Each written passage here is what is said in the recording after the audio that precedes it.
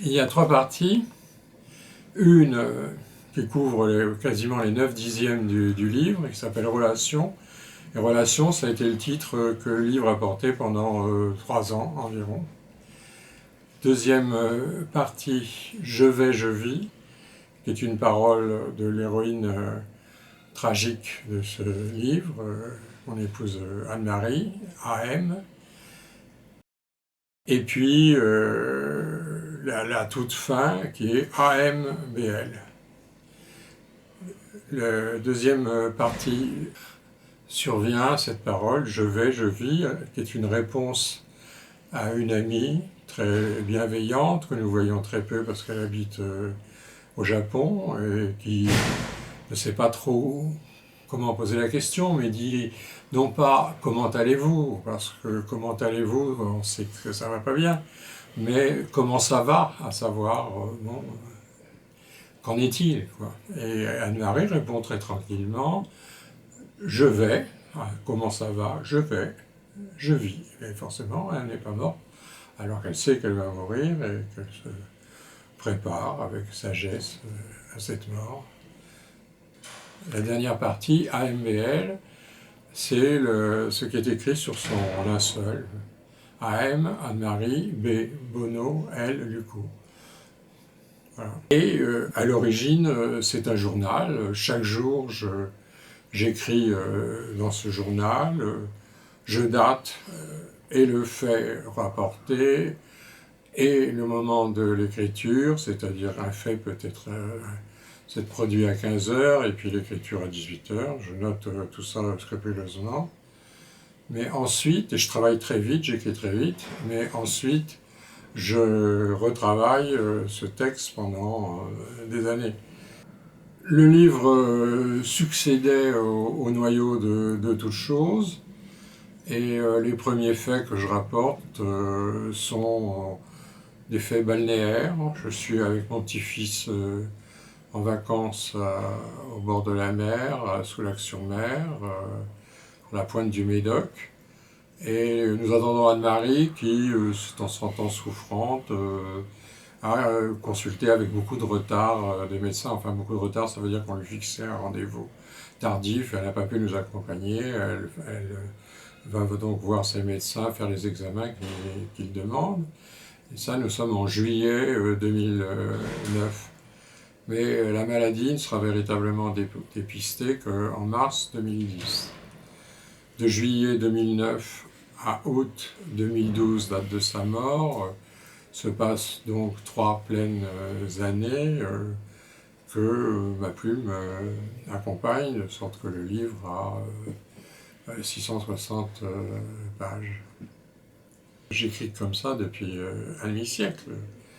À la fois le présent et le passé, et le passé tel qu'il s'incarne dans le présent tel qu'il n'est vivable qu'avec l'expérience, les expériences des passés. Est très, très, très important, et tout mon travail consiste à hybrider l'instant très bref où mon écriture est automatique, et puis la durée très longue pendant laquelle je retravaille ce que j'ai écrit. De sorte que la dynamique se renforce au lieu que l'édulcoration de l'automatisme verbal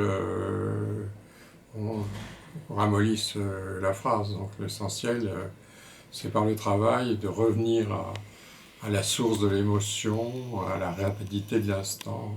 L'inconscient de la langue, c'est que je mourrais sans doute la plume à la main, sauf si Alzheimer l'emporte, et je dois jusqu'au bout consigner les détails, consigner les relations, puisque le livre s'appelle Relations pendant des années, avant de s'appeler Je vais, je vis. Dans une sorte d'écriture automatique, c'est que je ne peux pas voir une île, par exemple, du lac de Ménil et des herbes hautes, sans penser à ma découverte de ces herbes hautes en 1938, mais en pensant aussi que j'ai revu ces herbes hautes de 1938 bien après, dans des tableaux de Manet et de Monet, avec les coquelicots, les blés, les femmes blondes, les châles, etc., etc. Donc, comme j'écris très vite, lorsque j'ai un percept, je note aussi les souvenirs, que je n'invente pas.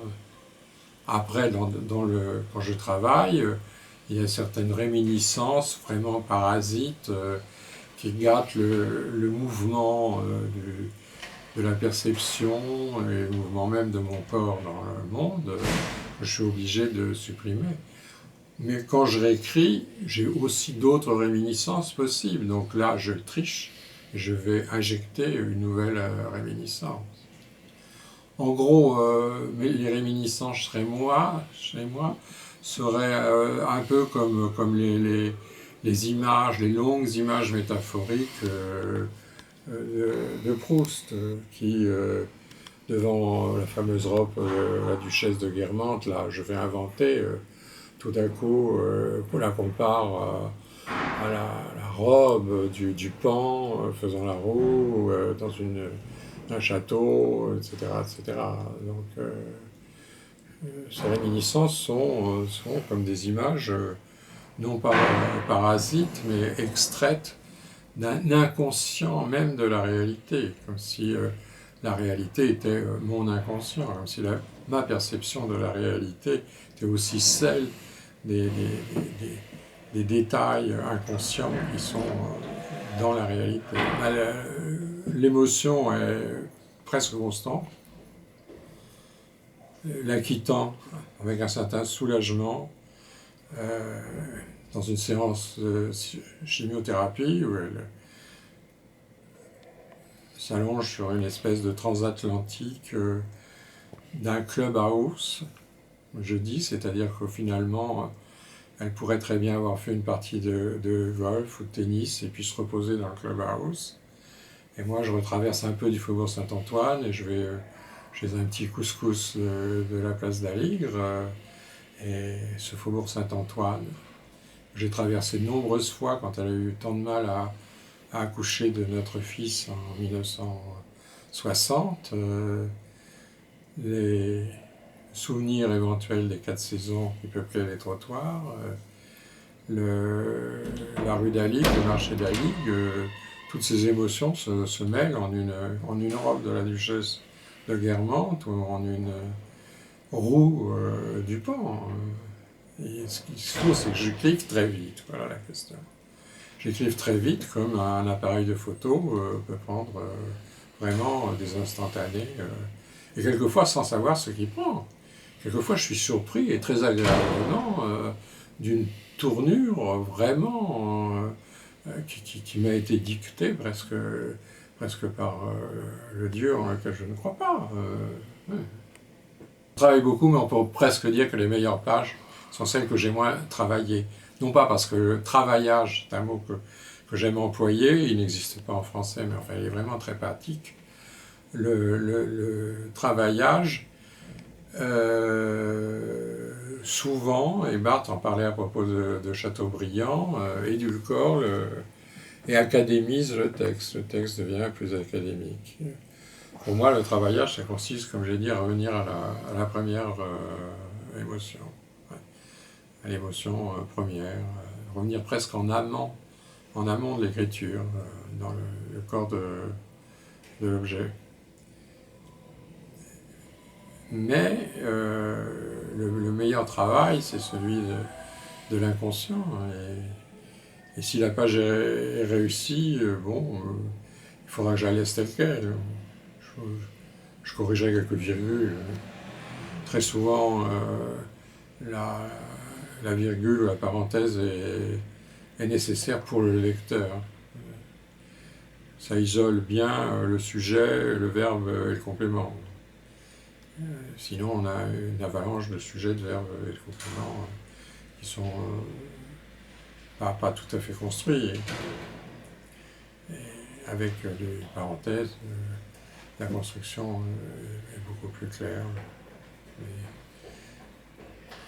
D'autres passages ont été extrêmement travaillés parce que il fallait que je donne telle ou telle information au passage et que je les donne avec la même émotion.